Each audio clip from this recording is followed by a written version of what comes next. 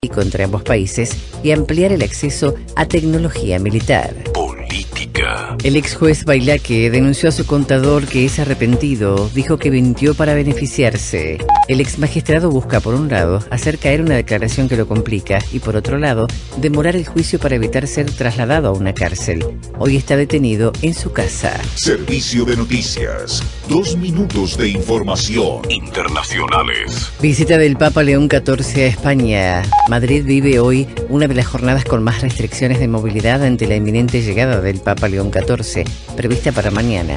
A los ya aplicados cortes de tráfico en las principales arterias del centro y el norte de la capital, se sumó el cierre definitivo del entorno de la Plaza de San Juan de la Cruz y la consolidación de las restricciones en torno a la Plaza de Cibeles. El Ayuntamiento de Madrid mantiene su recomendación de prescindir de vehículo privado y, a ser posible, teletrabajar durante toda la semana. La visita del Pontífice es solo uno de los 3 eventos multitudinarios que albergará la capital estos días. A esto se suma la Feria del Libro en El Retiro, con actividad hasta el 14 de junio y los 6 conciertos que Bad Bunny tiene todavía programados hasta el 15 de junio. Deportes. Primer amistoso antes del Mundial 2026. Argentina enfrenta a Honduras. La selección argentina afrontará su primer partido amistoso previo al inicio del Mundial frente a su par de Honduras. El encuentro se jugará este sábado a las 21 horas de Argentina en el estadio Kyle Field de College Station en Texas. El equipo que orienta a Lionel Scaloni lleva varios días entrenando en Kansas City, el lugar donde se hace base durante el desarrollo de la Copa del Mundo en los Estados Unidos. El entrenador argentino tendrá este partido ante Honduras como banco de prueba para saber el estado físico de algunos futbolistas que llegan tocados a la cita máxima.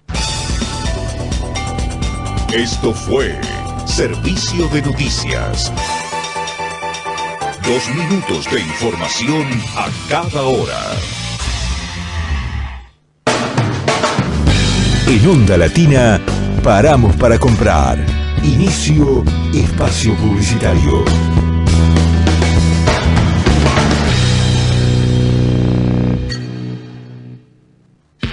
En Tumo tenés cursos y talleres para aprender desarrollo de videojuegos, inteligencia artificial, motion graphics, programación y mucho más a tu propio ritmo. Son para chicos de 12 a 18 años y complementarios a la escuela. Para inscripciones y más información entra a tumo.ar.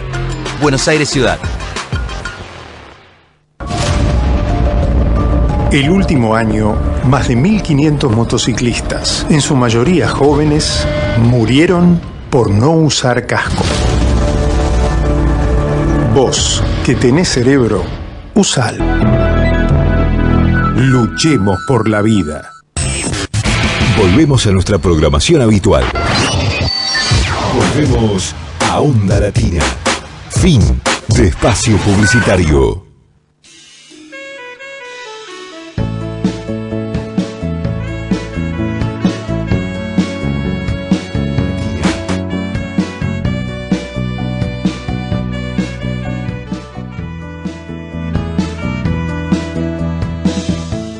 Crónicas Barriales, letras, arte y educación. Tu programa de cultura declarado de interés cultural de la Ciudad Autónoma de Buenos Aires por la legislatura porteña en el año 2024.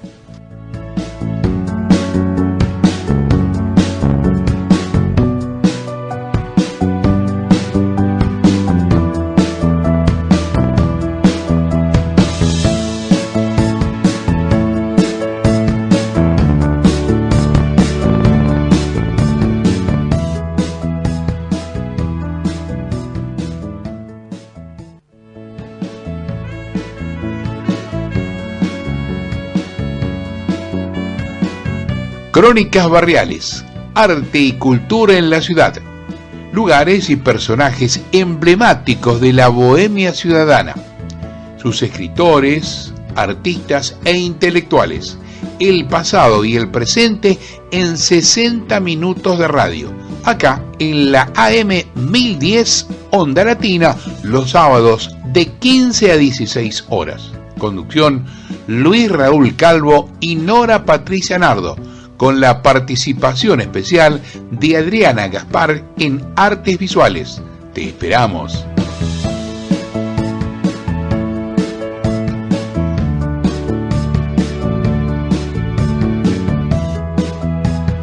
Acabamos de escuchar fragmentos de la versión instrumental de la canción La realidad del cine, Verité, de Luis Raúl Calvo, con arreglos musicales del maestro Oscar La Higuera.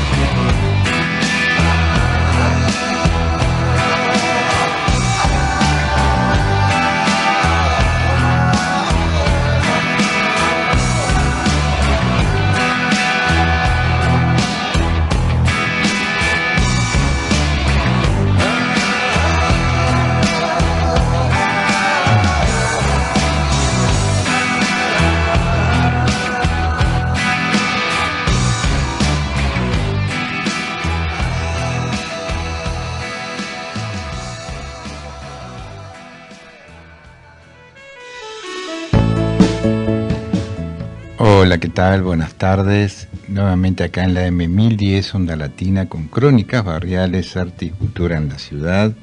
Nos acompaña en la operación técnica Fabricio Guerrero, nuestros teléfonos 4372-2841, 4372-3061. Y comenzamos con un tema de Los Redondos, porque ayer nos dejó lamentablemente el Indio Solari. ¿Qué tal, Nora? ¿Cómo estás? ¿Qué tal? Buenas tardes a todas y a todos nuestros oyentes, acá en AM 1010 Onda Latina, como vos bien decís, Luis, con esta triste noticia del fallecimiento del indio, ¿no? Así es, en página 12 titulaba, ¿no? Decía: brillar mi amor, murió el Indio Solari. Carlos Indio Solari es líder de Patricio Rey y sus redonditos de ricota. Tenía 77 años y padecía Parkinson.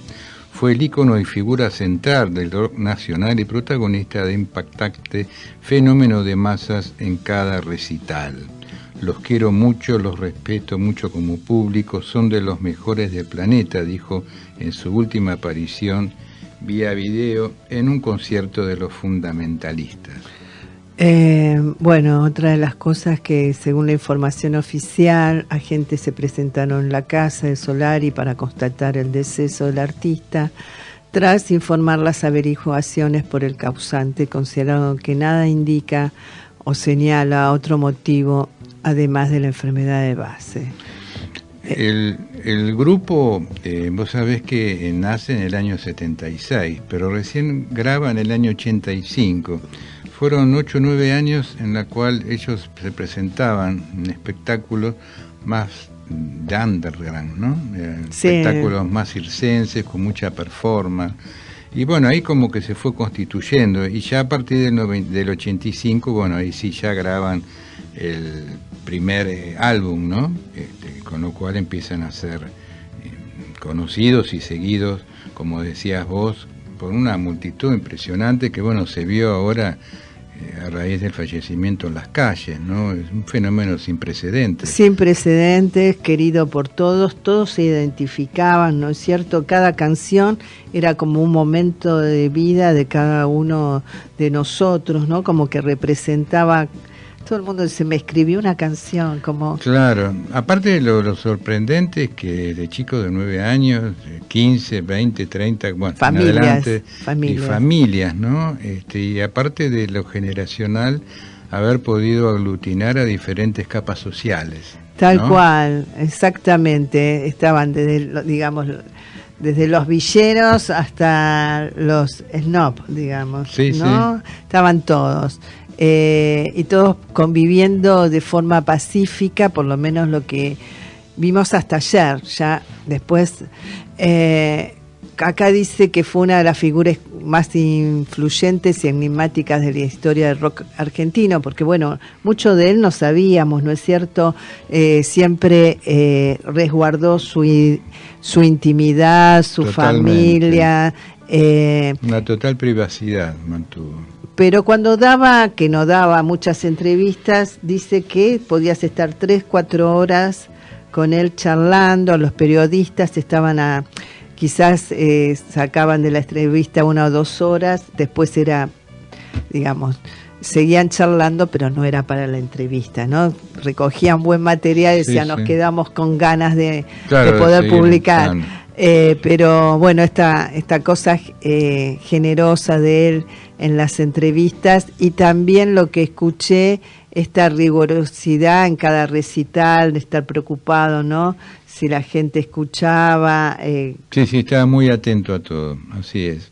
Tras la disolución de la banda, que fue en el año 2001, el músico ya se desempeñó como solista y mantuvo una convocatoria multitudinaria en cada presentación junto a los Fundamentalistas del Aire Acondicionado, grupo que lo acompañó en los últimos años. Sí, que llamaba la atención el nombre, ¿no? Tal cual. Pero precisamente este grupo creo que va a ser un espectáculo de homenaje, ¿no? Bueno, tal cual. La última aparición pública del músico fue a mediados de mayo, cuando recibió un doctorado honoris causa de la UBA. La ceremonia se realizó en su ausencia por el estado avanzado de su enfermedad, pero el músico envió un video grabado con un mensaje de agradecimiento dirigido al público presente en el auditorio. Habla el indio. Quería agradecerles por este medio, tanto al rectorado como a todos los que hicieron posible e impulsaron esta distinción, que me pone muy feliz. Le agradezco a la Universidad de Buenos Aires y también a quienes consideran que merezco este reconocimiento. Les mando un gran abrazo y muchas gracias. Bueno, Se fue el indio, pero nos queda su música, nos queda su arte. Y su poesía, ¿no? Su también. Poesía, y esta forma parte, ¿no? de ser, porque digamos como que fue un ícono tan valioso y tan popular, que en realidad hizo poco para ser tan popular, ¿no? Porque justamente era una persona que se mostraba muy poco en los medios, ¿no? Sí, pero, o sea, uno llega desde otro lugar, claro, ¿no es cierto? La música es universal y, bueno, las letras representan, y a partir de esta identificación con el otro, a partir de la comunidad que se forma entre los fans, ¿no? Esto de la misa que hicieron, y bueno, la verdad que maravilloso. Quería leer quizás una de lo que escribió últimamente, preocupado por la situación, porque también él siempre sabía observar y escuchar a los jóvenes y mirar a su alrededor acerca de que nos pasaba, ¿no? Tenía muy en claro cuál era el contexto en el cual vivía, y por eso reflejaba quizás a todos, ¿no? Dice: hay un ruido de platos vacíos en la Argentina, un sonido áspero como ascensores cayendo dentro de hospitales apagados, como tizas partidas sobre pizarrones gastados en escuelas que ya no llegan a fin de mes. Y mientras desde arriba venden épica financiera con sonrisa televisiva, abajo la realidad mastica gente. Los jubilados cuentan monedas como si fueran balas sobrevivientes de una guerra perdida. Les licuaron la vida despacito, primero los remedios, después la comida, después la dignidad de tener que elegir entre calefacción o un paquete de arroz. Y todavía aparecen predicadores del ajuste diciendo que el sufrimiento era necesario, como si el hambre fuese una materia universitaria, como si ver ancianos revolviendo descuentos fuera parte del equilibrio fiscal. Los laburantes tampoco llegan, el sueldo dura menos que un semáforo en verde, el consumo se desplomó porque ya no se compra, se sobrevive, la heladera parece un teatro abandonado después del saqueo, y en las calles hay persianas bajas como párpados cansados, construcciones detenidas, fábricas respirando por tubos, comercios vacíos donde antes había ruido de monedas y olor a pan caliente. La recesión avanza como hollín pegado detrás de las paredes, silenciosa, espesa, entrando en las casas mientras algunos influencers del mercado festejan numeritos como si la economía fuera un videojuego sin cadáveres. También le metieron motosierra a la educación y a la salud, universidades asfixiadas, hospitales universitarios peleando por insumos básicos, docentes agotados enseñando entre ruinas presupuestarias y techos que lloran goteras. Pero en la televisión hablan de libertad, siempre libertad, aunque millones estén cada vez más presos del miedo, de las deudas, de la angustia de perder el trabajo. Y entonces aparece el gran truco del circo, hacerte creer que la crueldad es valentía, que insultar es gobernar, que destruir es sincerarse, que el ajuste sobre los cuerpos cansados del pueblo es una especie de purificación divina. Hay fanáticos aplaudiendo el incendio mientras el humo les entra por debajo de la puerta. Gente defendiendo verdugos porque aprendieron a odiar más de lo que aprendieron a pensar.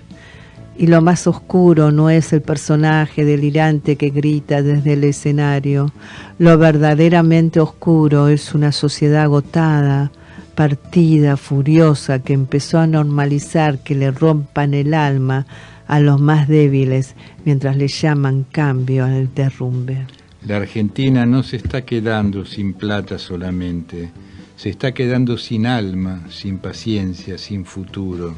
Y cuidado, porque cuando un pueblo ya no siente el dolor del otro, el monstruo deja de gobernar desde arriba. empieza a vivir adentro de todos. Indio, su última carta. Para concluir justamente, ¿no? Hablábamos de todo lo que representaba, de lo que fue su música, ¿no? Su poesía, y faltaba decir esto, ¿no? Su total compromiso con la sociedad que le tocó vivir. Así es. Así que bueno, va nuestro homenaje y continuamos, ¿no es cierto? Vamos a continuar, vamos a ir al primer tema musical. Seguimos escuchando a esta joven cantante de la nueva música folclórica argentina. Vamos a escucharla en este tema que se llama Y la muchacha. Y la muchacha. Adelante.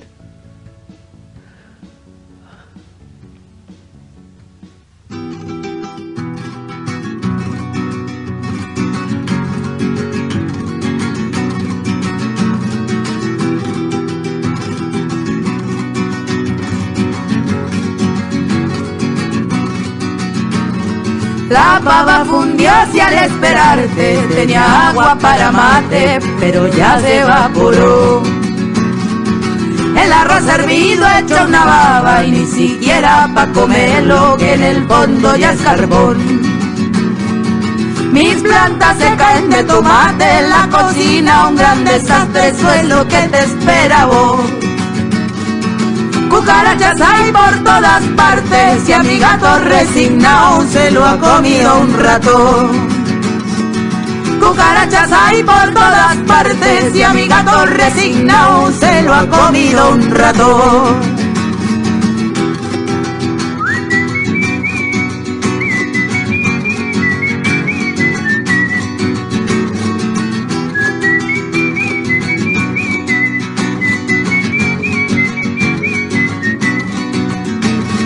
La miel del tarro está hecha una roca y al hacerme un telarrayo de aquí el santo remedio. Las babosas viven en el baño y si no llegan no las saco, para mí quedan amor. Las babosas viven en el baño y si no llegan no las saco, para mí quedan amor. Ay, ay, ay, quedan amor, que me dan amor, quedan amor, para mí quedan amor. Quedan amor, quedan amor, quedan amor, quedan amor, para mí quedan amor, quedan amor, quedan amor, quedan amor, para mí quedan amor, quedan amor, quedan amor, quedan amor, para mí quedan amor, quedan amor, ay, me dan amor, quedan amor, que no me da, quedan amor, para mí quedan amor. Artes visuales, vanguardias y colectivos artísticos. Buenas tardes a toda la audiencia de nuestro programa. Bueno, hoy les quiero hablar de una artista argentina, María Martorell, una artista argentina que nació en 1909, fallece en el 2010, quien nació en la provincia de Salta.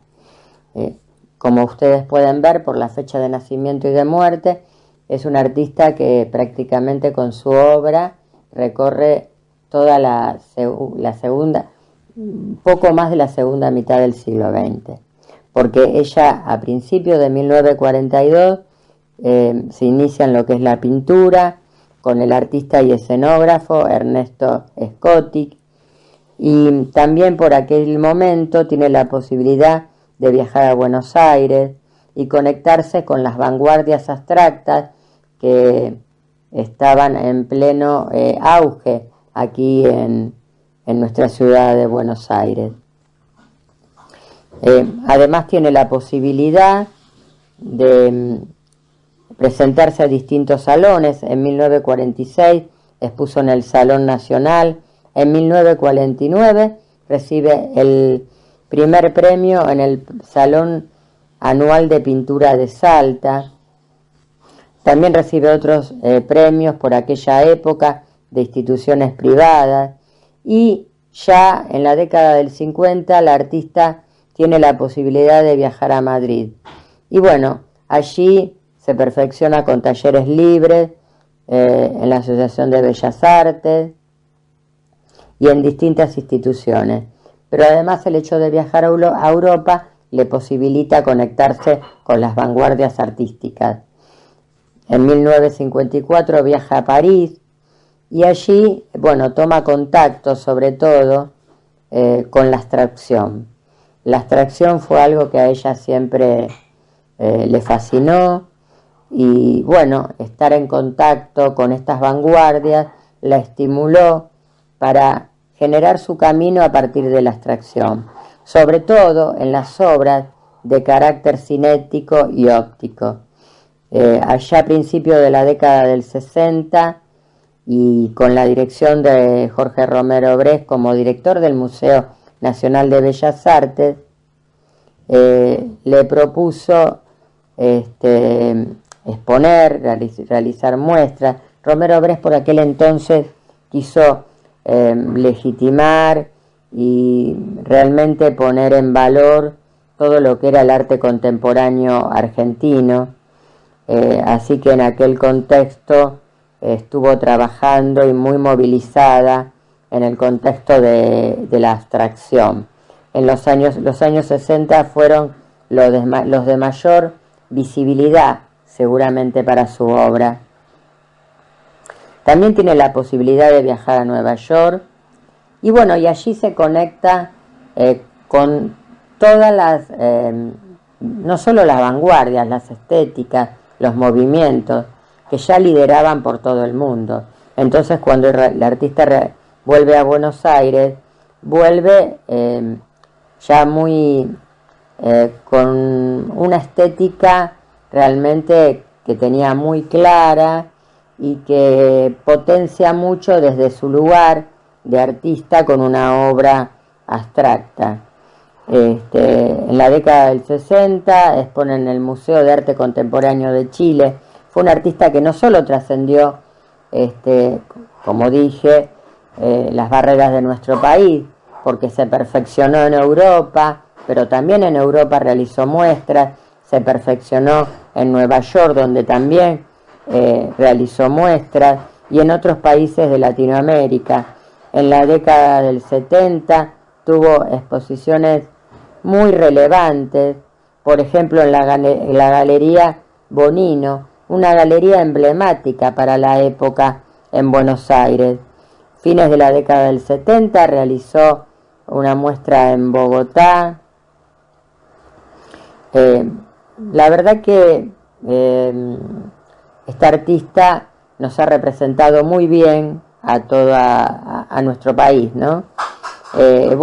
Tuvo muchísimos reconocimientos por la década del 80, por la década del 90, incluso en 1990 en el Museo de Arte Moderno organizó una exhibición retrospectiva de su obra, sobre todo una muestra que denomina de la figuración a la abstracción, que es el camino que ella recorre para centralizar su obra en la abstracción. Una muestra que va desde la década del 40 a fines del 40, específicamente del 48 a 1990. Expone también en el Centro Cultural Recoleta, en el Palais de Glace. La verdad que expone en muchos lugares importantes, incluso para la época de nuestro país y también del exterior. Fallece en el 2010 en Salta y allí le realizan una muestra homenaje muy importante. La verdad es que a mí me pareció muy relevante traerle a nuestra audiencia a esta artista argentina para que sigan su obra y vean cómo fue todo ese recorrido que va, como bien lo dice su muestra, de la figuración a la abstracción. Con esto me despido, hasta la próxima semana.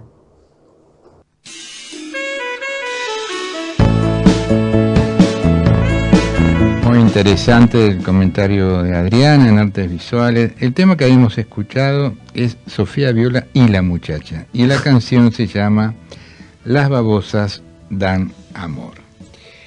Vamos a callecitas de Buenos Aires, porque hay una callecita que están albergando los barrios de Villa Luro, Monte Castro y Villa Real.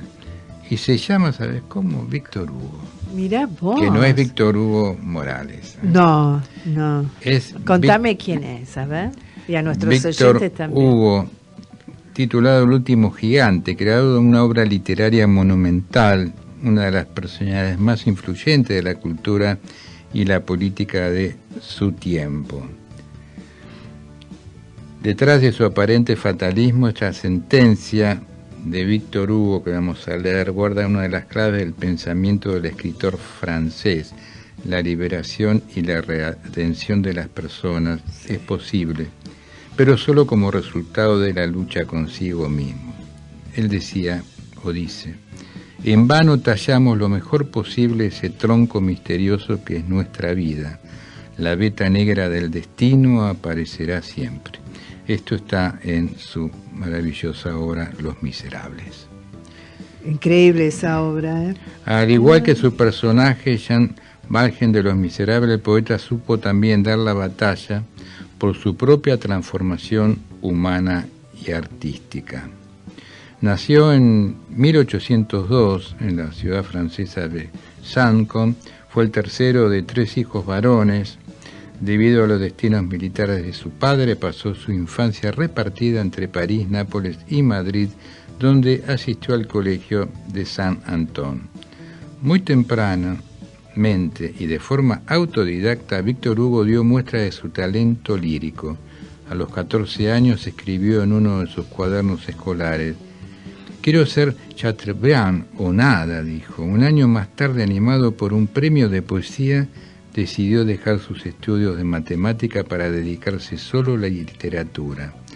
Tras la publicación en 1822 de odas y poesías diversas, comenzó a recibir una pensión anual otorgada por el rey Luis XVIII, uno de los primeros lectores del Nobel poeta. La ayuda económica le permitió casarse ese mismo año con su amiga de la infancia, Adele Foucher, con quien tendría 5 hijos. Mira qué maravilloso. Qué bárbaro, ¿no? Su Sí. amiga, 5 hijos. En 1823 la novela Han de Islandia despertó poco entusiasmo entre los lectores, pero con ocasión de su publicación Víctor Hugo trabó amistad con el escritor Charles Nodier, quien fue quien lo introdujo en el grupo de la biblioteca de Arsenal, epicentro del romanticismo francés. Tenemos un poema de Víctor Hugo. Sí. El sostén de los imperios. Supuesto el mundo existe, preciso es tolerarlo. Sepamos apreciar sin cólera a los seres. Este hombre es el burgués del siglo en que vivimos, que vendía en otros tiempos pastillas de jabón. Ahora es rico y posee prados, bosques, viñedos, detesta el populacho y no aprecia a los nobles. Siendo hijo de un portero, encuentra en este tiempo inútil que alguien sea de los Montmorency. Es severo, virtuoso y forma parte, teniendo buena alfombra cuando llega diciembre. Del partido, del orden y de la gente honrada, detesta a los que aman y a los inteligentes. Un poco da limosna, otro dinero a rédito, y del progreso santo, de la libertad pura, del derecho del pueblo, dice no quiero verlos.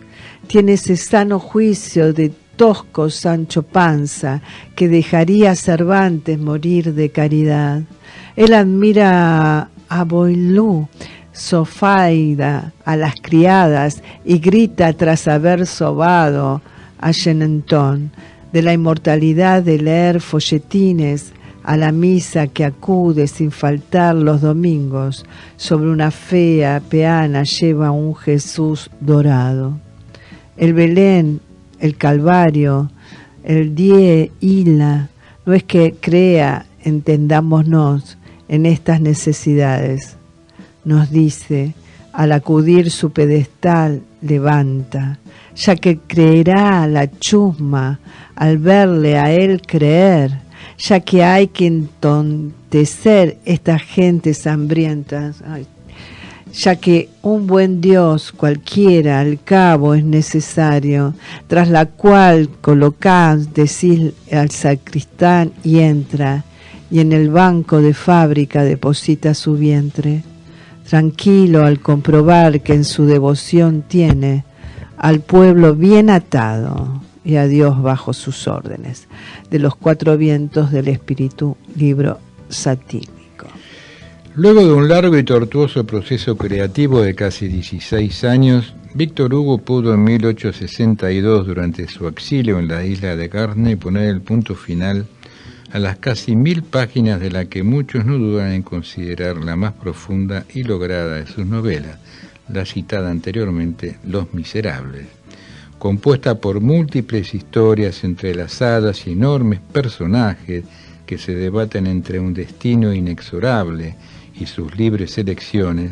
La obra contiene las grandes preguntas e inquietudes del ser humano: la justicia, el bien y el mal, el amor, la ley y la moral, la piedad, el progreso y la existencia de Dios. Tal cual. El escritor consideró a su novela como un ensayo sobre el infinito en el que buscó conocer la vida íntima del alma. Sus dilemas forman parte de la condición humana y tal vez sea esta la que le da actualidad justamente a la novela. Quizás lo más recordado sea la historia de Jean Valjean, quien pasa 19 años en la cárcel por robar y que se transforma en un hombre honesto a través del dolor y el sacrificio. Pero la galería de personajes y caracteres es tan amplia y rica que conforma un retrato profundo de nuestra humanidad. Decir que Víctor Hugo muere en París en 1885, el enorme volumen de su obra comprende 10 novelas, 13 obras de teatro y más de 20 libros de poesía, entre muchos otros escritos. Bueno, ya sabremos entonces cuando caminamos por esas calles de Villaluro, Montecastro y Villarreal y nos encontremos con una que diga Víctor Hugo, sabremos que nos estamos refiriendo a este gran escritor francés. Y vamos a ir a otro tema musical con Sofía Viola. ¿Puede ser, Fabricio? Adelante.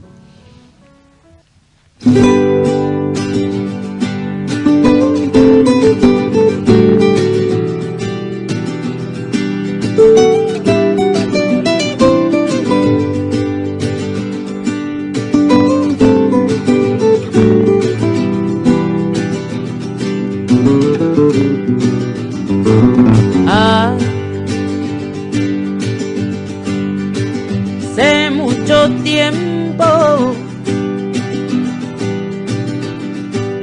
yo no sentía esto que siento. Es que tú con tus ojos bellos alumbra mi vida, estando tan lejos. Tú, hombre tan bonito, bien, bien, bien, es tu corazón. No se agotan besos para tu sonrisa, y es que simpatizas a mi corazón y no quiero aferrarme a ningún buen amor, porque soy paloma en el cielo inmenso, no tengo nido, esto es un infierno. Y es que mi alma tan gitana y me hace ser del viento, y es que mi alma tan gitana y me hace ser del viento, y quiero llevarte por el mundo entero, pero es imposible, se me va el aliento. No quiero llorar, te quiero y no quiero decirte todo esto que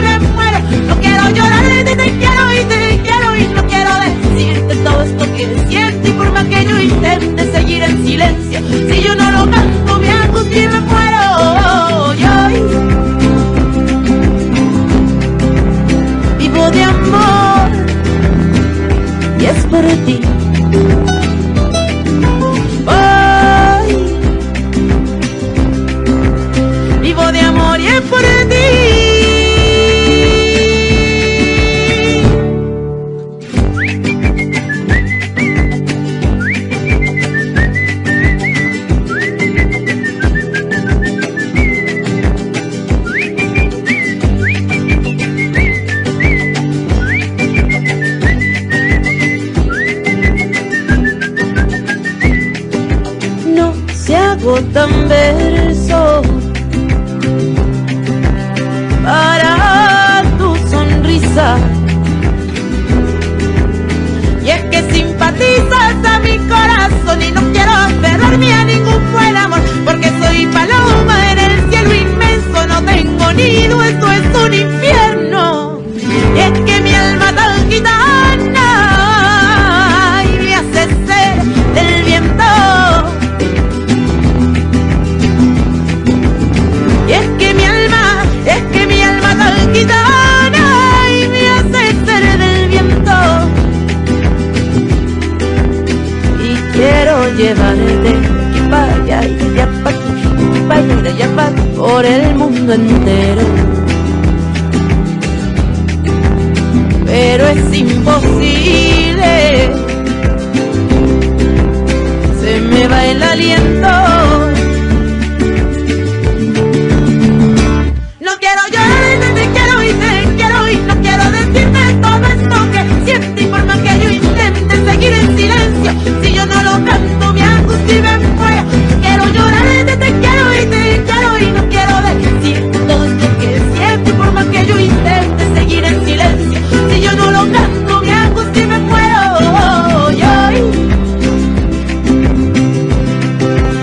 Vivo de amor y es por ti.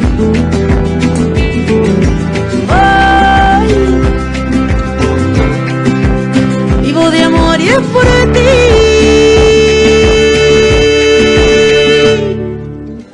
Y es que mi alma tan gitana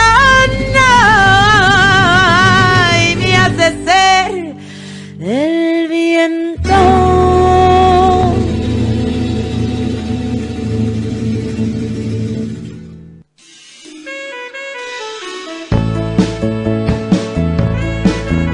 Escuchamos a Sofía Viola en este hermoso tema que se llama Alma Gitana. Bueno, tenemos edificios emblemáticos en la ciudad de Buenos Aires, como te acordás el edificio Harrods, edificio, sí. Qué maravilla, ¿no? De estilo eduardiano, fue popular en el Imperio Británico durante la era eduardiana de 1901 a 1910 y se caracteriza por esa escasa ornamentación. Fue construido para albergar a la única tienda de la firma londinense que se abrió en Sudamérica. ¿Sabés cuándo? ¿Cuándo? Se inauguró el 31 de marzo de 1914 y con el paso de los años se le hicieron una serie de ampliaciones y remodelaciones. En sus 7 niveles había varios sectores comerciales y culturales con su esplendor arquitectónico de mármoles, pisos de cedro y ascensores de hierro forjado. Fue un símbolo de Belle Époque porteña. Harrods cerró lamentablemente, porque lo disfrutamos tanto cuando éramos chicos y grandes también, definitivamente sus puertas en 1998 y desde entonces el edificio está vacío. En este edificio se filmaron escenas de varias películas argentinas, como La vendedora de fantasías de 1950, protagonizada por Mirta Legrand y dirigida por su marido Daniel Tiner. Me recuerdo la película esa. Sí. Una película que la suelen pasar bastante por televisión. Y hay otros edificios. Hay otros, por ejemplo, como el Ateneo, ¿no? Edificio en estilo Arte Nuevo, movimiento surgido entre fines del siglo XIX y primeras décadas del XX, que contienen 2 de sus plantas a la famosa librería del Ateneo. Su acceso está flanqueado por imponentes vidrieras de bronce y cristal. En años recientes su interior fue modernizado y se le agregó una escalera mecánica y un ascensor. El Ateneo fue fundado en 1912 e inició sus actividades en la calle Victoria del 600, actual Hipólito Yrigoyen. Luego pasó a Florida 371 y desde 1936 está en esta ubicación. Katy Chávez fue otro. Casa Central. Edificio de estilo academicista francés, estilo aristocrático, caracterizado por la simetría, por los espacios nobles, con grandes entradas y escalinatas y por la profusión de detalles arquitectónicos. Fue construido para contener a la emblemática tienda fundada en 1883 por Alfredo Gatt y Lorenzo Chávez. Su fachada exterior se organiza a partir de la esquina, en donde se ubica la entrada principal coronada por una cúpula. La marquesina de hierro y vidrio conserva su estructura original. El lugar, terminado con mármoles de Carrara y amueblado lujosamente, fue símbolo de una de las épocas de mayor prosperidad del país y era uno de los favoritos de la sociedad porteña.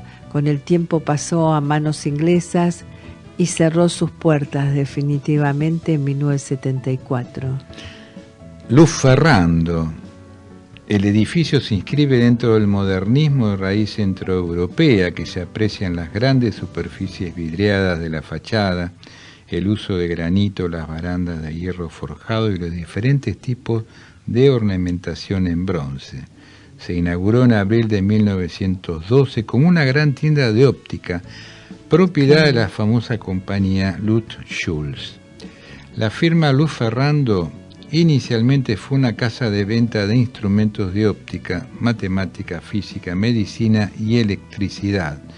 En la fachada del edificio se pueden observar las ornamentaciones en bronce con la figura de anteojos representativos de la marca. Bueno, yo sigo con los edificios del estilo eduardiano, evidentemente popular en una época en nuestro país, como el edificio Thompson, que es de este estilo popular, que era popular en el Imperio Británico durante la era eduardiana de 1901 a 1910 y que se caracteriza, como dijimos, por escasa ornamentación, construido por los arquitectos británicos Sidney Folliet y James Farmer. Fue inaugurado en 1914 para alojar a la filial argentina de la mueblería inglesa Thompson. Su sistema construido metálico con grandes vidrieras era típico de las tiendas de su época. Su fachada comparte lineamientos, como dijimos, con la tienda Harrods, de manera que ambas construcciones se perciben como una unidad. Esta decisión fue tomada deliberadamente por los propietarios de Harrods, especialmente especulando sobre una futura ampliación hacia la edificación vecina. ¿Sabías que las bibliotecas Thompson, así como los muebles de estilo vendidos por esta casa, siguen siendo un clásico del mobiliario porteño? Fue tal el éxito de la casa Thompson que en menos de un año los accionistas de Harrods llenaron la suscripción de acciones en la Bolsa de Londres para la apertura de su propia sucursal en Argentina. Eligieron el terreno lindero a la mueblería. Bueno, seguiremos en otros programas hablando justamente de estos edificios tan importantes, ¿no? Que han durante tantos años han formado parte de nuestra cultura, ¿no? Claro. Parte del comercio han formado parte de nuestra cultura. Cuando hablamos de la visibilización o invisibilización de la mujer, ¿no? En diferentes disciplinas, el nombre de Nora Lange sin duda es un nombre muy significativo. Fallecida en 1972, dejó 4 novelas, 4 poemarios, 2 memorias y varios discursos en los que continúan resonando su voz y legado. Novelista y poeta, estuvo vinculada a la vanguardia literaria porteña. Ella formó parte de distintos grupos culturales e intelectuales, como la revista Martín Fierro, que dirigía Eber Méndez, y en la cual estaba Jorge Luis Borges, y el que fuera su marido, Oliverio Girondo, entre otros grandes escritores, y después también de Proa, ¿no? Haciéndose un lugar justamente entre las figuras literarias de la época. Había nacido en 1905, comenzó a escribir desde muy joven. Su primer libro de poemas, La calle de la tarde, en 1925, lo publicó a los 20 años. Le siguieron Los días y las noches, 1926, El rumbo de la rosa, 1930 y Versos a una plaza. El prólogo del primero, con el que inició su carrera literaria, estuvo a cargo de Jorge Luis Borges. Hay quienes dicen que en ese momento hubo un amorío con el autor de La Aleph y más tarde con Leopoldo Marechal, quien se inspiró en ella para crear a Solveig Amundsen, uno de los personajes de su novela de Adán Buenos Aires. Sin embargo, hace unos años la sobrina de la escritora, Susana Lange, desmintió la relación sentimental de su tía con Borges. Lo que sí se sabe es que luego de 10 años de convivencia, Nora Lange se casó, como decíamos anteriormente, con el escritor Oliverio Girondo. Todo un escándalo para la época, ya que no era bien visto compartir un hogar sin haber hecho primero un autógrafo en el registro civil o vestirse de blanco ante la iglesia. Entre sus obras, además de la poética, están las novelas Voz de vida, 1927, 45 días y 30 marineros, 1933, Personas en la sala, 1950 y Los dos retratos, 1956. También escribió 2 libros de memoria, Cuadernos de infancia, en 1937, por el que ganó el primer Premio Municipal y segundo Premio Nacional de Literatura, y su continuación Antes que muera en el año 1944. En 1958 fue reconocida con el Gran Premio de Honor y Medalla de Oro otorgado por la Sociedad Argentina de Escritores. Bueno, Delfina... Vamos a leer un poema, ¿no? Sí. A ver, el sol... El sol se había caído con las alas rotas sobre un poniente. Tus ojos se llenaron de crepúsculos pálidos. Vino el vacío eterno de tu presencia y todas mis horas se llenaron de distancias. Tus lágrimas se deslizan por la pendiente de un recuerdo. El rosario de tus besos, de tus huellas, aguarda tus pasos. Vuelve, ¿acaso en tu ventana un verso mío se desangra? 2. En el camino hay un silencio de palabra imposible. La tarde reza en ermita de fuego. Sobre el despoblado hacen penitencia las sombras. Las estrellas columpian la escalera por donde bajarán los ángeles a la tierra. Mi vida se desangra gota a gota, la tarde es una sola lágrima clara, cada sombra es un latido que nos besa, cerca, más cerca al corazón de la noche. El silencio doblega los instantes, cada hoja es una palabra más que dice la primavera este año, para perpetuar la emoción, cerró la noche la palabra que nacía. 3. Tus labios han deletreado una sonrisa. Las palabras declinan como ocasos sobre los pétalos de los caminos. Un pajarito se ha dormido con un poco de luz sobre la piedad de tus manos y se oye palpitar un beso sobre el cansancio de tus ojos. 4. La tardecita mansa, pisoteada por tinieblas. Las hojas son corazones sobre el lago y los arbolitos de la mano como un cortejo de niños. 5. He vuelto a la calle ahondada de esperas, rezando ausencias que ya no serán más. Calle poblada de voces humildes, cuán cerca la hora en que me querrá sobre la tierra sonrisa. De ocasos pasaste a mi lado como un madrigal. Toda la dicha se estuvo en mis ojos y fue leve cansancio la emoción de tu voz. Calle mi verso, pronto iré hacia ti, honrado de emociones, como un abrazo que anticipa olvido y soledades. Delfina Muschietti, crítica y docente de letras en la Universidad de Buenos Aires, UBA, quien la tuvimos en nuestro Café Montserrat, allá en la década del 90, fue de las primeras en destacar la importancia de Nora Lange. A propósito, comentó en una entrevista: Lange ha quebrado el canon que sofocaba a la mujer escritora de comienzo de siglo. Ella ha roto con el canon de exclusión estética que estaba sellado desde que Borges escribió una reseña a la obra de Nydia Lamarque, donde dice que a las muchachas les está destinado el sentimiento y a los muchachos el verso pensativo. Digamos, Lange es la contracara de Storni. Alfonsina abre las puertas para la vanguardia en poesía. Lange hace lo mismo, pero en la prosa. A Nora Lange, tanto en vida como después, el prestigio nunca le faltó. Otros escritores y críticos como César Aira, Elvio Gandolfo, Arturo Carrera, también aseguraban que la autora es una de las grandes de la literatura argentina. El día de su fallecimiento, Nora Lange estaba escribiendo una novela que llevó por título El cuarto de vidrio, la única de sus obras que se publicó póstumamente. A continuación, esto hemos leído ya su poesía, lo homenajeamos, compartimos sus poemas de esta gran y prestigiosa escritora, referente de su generación.